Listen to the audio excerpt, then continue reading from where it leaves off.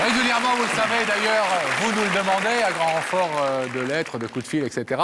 Eh bien, nous revenons ici sur des histoires qui se sont déroulées sur ce plateau pour vous donner des nouvelles de ces personnes qui vous ont touché ou ému. Ce soir, nous allons vous raconter l'histoire d'Aurélie et Jonathan. Vous vous en souvenez certainement, Aurélie était tombée enceinte d'un autre garçon que Jonathan pendant qu'ils avaient fait une sorte de break.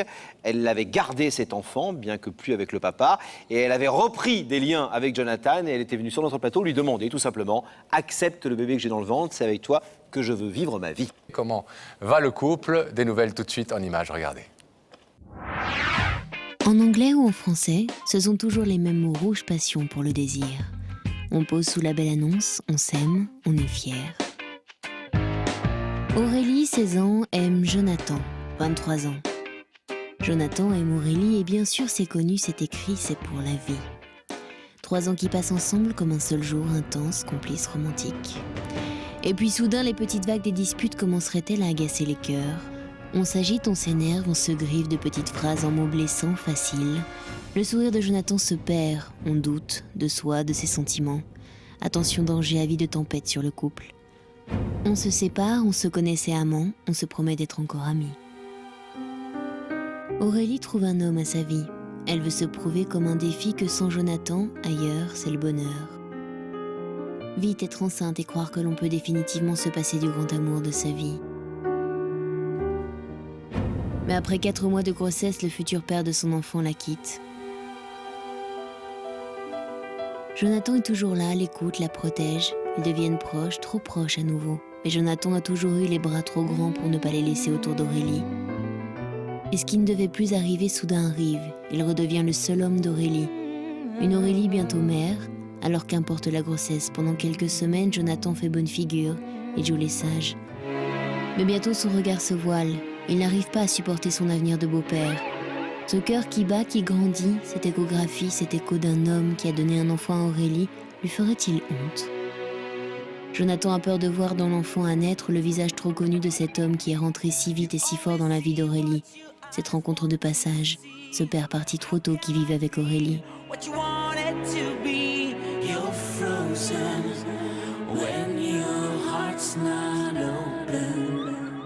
Aujourd'hui, Aurélie ne supporte plus de voir Jonathan refuser leur amour au nom d'un enfant qui n'est pas le sien. Jour après jour, mois après mois, Aurélie regarde son ventre entre bonheur et douleur. Bonheur d'être mère et peur de perdre l'homme qu'elle aime. Alors plus loin que la fierté des hommes à voir naître une vie sans en être le père, y a-t-il place parfois pour la plus belle des preuves d'amour, aimer l'enfant d'un autre? Ce soir, Aurélie, qui va accoucher dans quelques semaines, va dire à Jonathan « Aime-moi comme je suis avec cet enfant » ou « Oublie-moi pour toujours ». Comment Jonathan va-t-il réagir? On voit que vous étiez un couple extrêmement uni, extrêmement complice avant votre séparation il y a quelques mois. Ben oui, très complice. C'est dommage qu'on en soit arrivé là. Et aujourd'hui, on a réussi à renouer les liens. Donc voilà, il y a toujours le problème de cet enfant qu'il a peur d'assumer, qu'il ne veut même pas en parler avec moi. Et pour lui, c'est pas.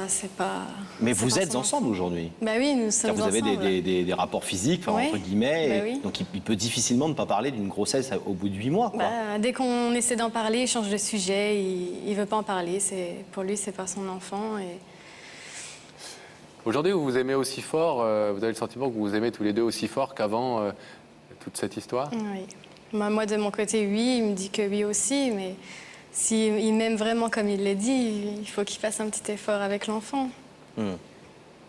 Comment vous expliquez, c'est une question un peu personnelle, mais si vous voulez pas me répondre, vous ne me répondez pas. Comment vous expliquez que vous vous sépariez d'un homme que vous aimez, puisque vous l'aimez encore aujourd'hui? En fait, vous avez une séparation de très peu de mois. Ben oui. Et que vous ayez déjà une aventure avec un autre homme, et en plus vous tombez enceinte. C'est quand même pas... Je pense que vous n'avez pas voulu forcément tomber enceinte, et c'est la vie qui a fait ça.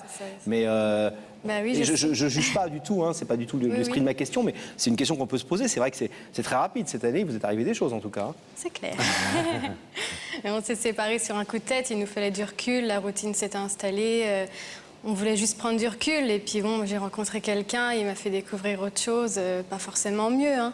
Et puis bon, je suis tombée enceinte, c'était pas prévu, mais je voulais vraiment pas avorter, c'était trop dur. Et c'est vrai que quand j'ai cassé avec l'ami Le avec papa qui de votre- voilà, j'ai eu l'enfant, eh bien, Jonathan était toujours là. Malgré que je sortais avec quelqu'un d'autre, il a toujours été là à me soutenir quand j'étais pas bien. Et Mais le père de votre bébé, vous avez des contacts avec lui? plus du tout. Et il ne veut pas en avoir? Non. Au début, je lui en donnais parce que je pensais que c'était normal.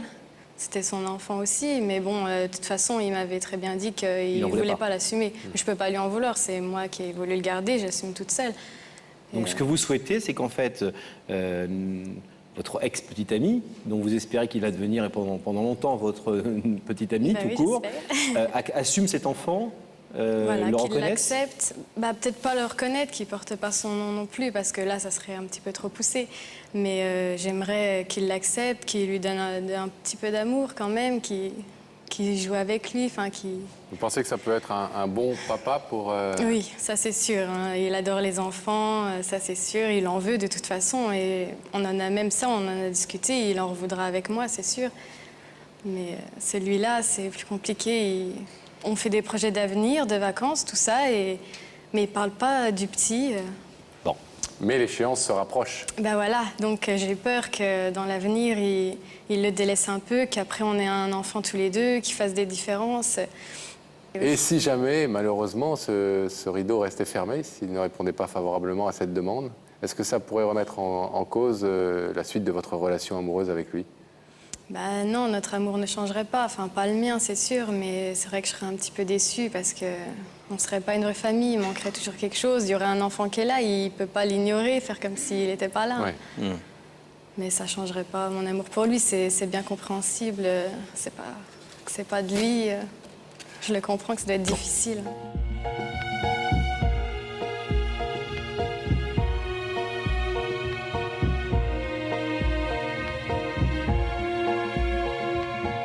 Quand je l'ai vu dans le couloir avec Sam, j'ai senti l'angoisse monter. Je me suis dit, mais jamais je vais réussir à trouver les mots. Et vraiment, j'étais pétrifiée et très, très, très angoissée. Je vais demander à Gabriel Coteau d'allumer l'écran pour que vous voyez le visage de la personne qui vous a invité. Mais pour ça, il faut que vous nous donniez l'autorisation. Vous êtes d'accord pour voir? Ah bah ouais, je veux bien. Alors on y va.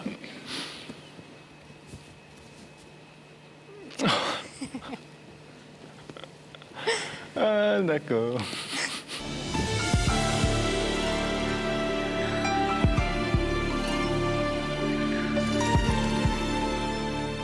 Quand j'ai vu Aurélie à l'écran, j'ai été surpris de la voir, content, mais je savais pas pourquoi on venait ici. En fait. J'ai pensé peut-être au mariage.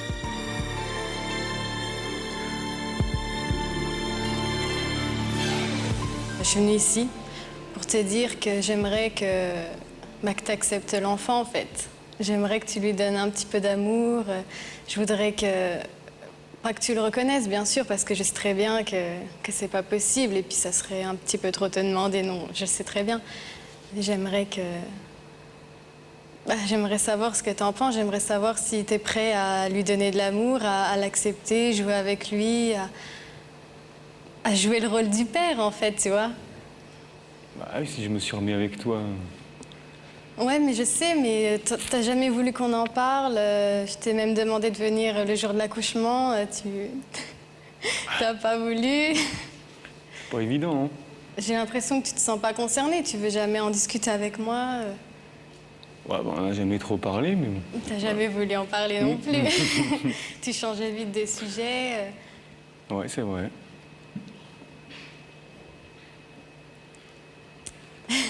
Je suis un peu tout con, mais bon. Est-ce que tu crois que tu vas réussir à jouer un peu rôle de père quand il va être là, à lui donner les biberons la nuit, à jouer au foot bien, hein. avec lui? Faudra bien. Non, je veux pas. Faudra bien. J'ai l'impression que tu te sens obligé. Je veux que tu le fasses Bah parce non, que je tu en me as sens pas envie. obligé. Si j'ai pris la mère, c'est pour prendre le fils aussi. Hein.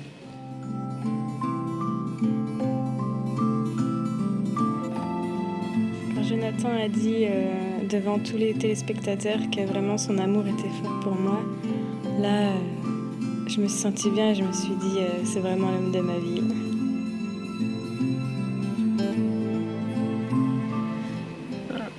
Vous comprenez, Jonathan, que Aurélie ait des interrogations par rapport à peut-être à votre attitude et par rapport au fait que vous n'ayez jamais parlé ensemble de ce qui est quand même un événement très important qui va intervenir non seulement dans sa vie, mais dans votre vie à tous les deux d'ici quelques semaines.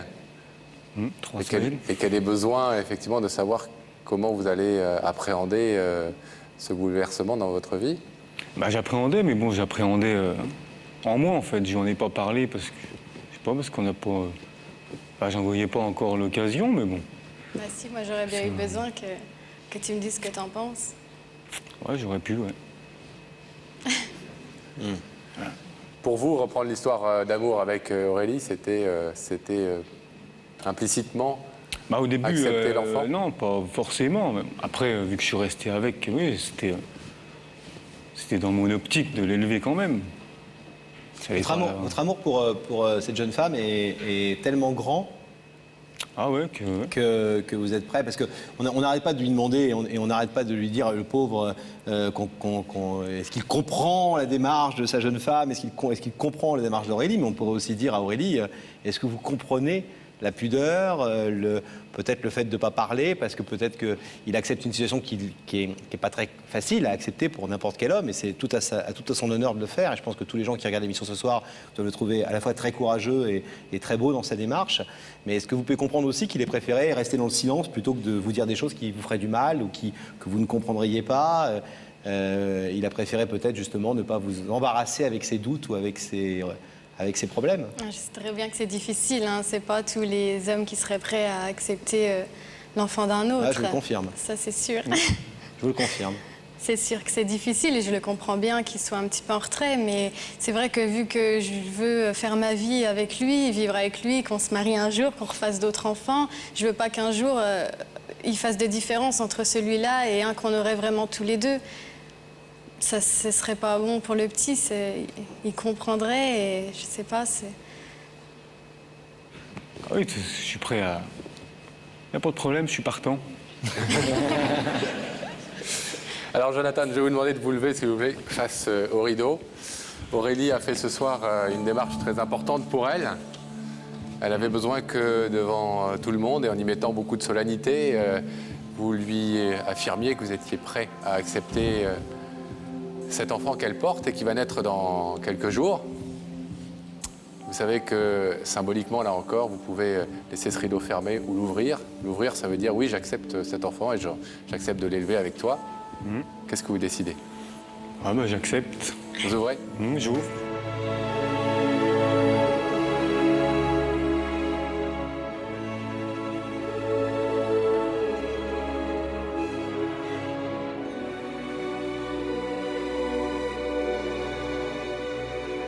Quand le rideau s'ouvre, là, je me sens dans un autre monde. J'étais complètement heureuse et j'étais vraiment, vraiment bien et soulagée. C'était super.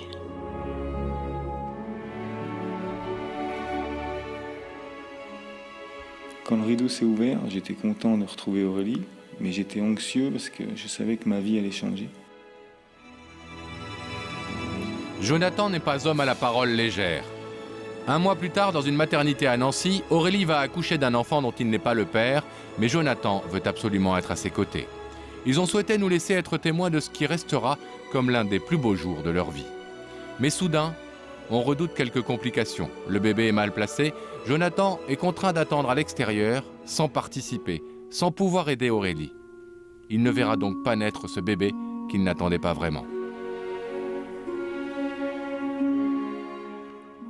Enfin quand même, il est autorisé à découvrir Noah et à former pour la première fois une famille avec Aurélie et son fils.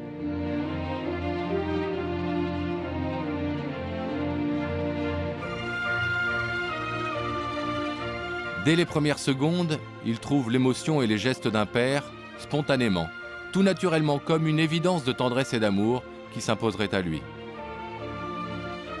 Ah, comme elle semble loin cette émission où Aurélie craignait plus que tout qu'il refuse ce bébé qui n'était pas de lui. Dès qu'on essaie d'en parler, il change de sujet, il veut pas en parler. Pour lui, c'est pas son enfant. Et pourtant, en quelques semaines, Jonathan s'est révélé l'homme profondément aimant et le papa responsable qu'Aurélie espérait en venant lui parler sur notre plateau. Aujourd'hui, on peut dire qu'on est une vraie famille, unie par l'amour. C'est plus le même homme en fait. Il a complètement changé. J'aurais jamais pu imaginer qu'il soit comme ça avec mon fils. Et ça va bien se passer et je sais qu'on va être une vraie famille. Les doutes et les angoisses se sont envolés. On l'a souvent démontré dans Y'a que la vérité qui compte. Un père n'est pas forcément celui qui vous conçoit, c'est aussi et surtout celui qui vous choisit et qui vous aime pour la vie. Jonathan semble bien parti pour le prouver jour après jour à Aurélie et Noah.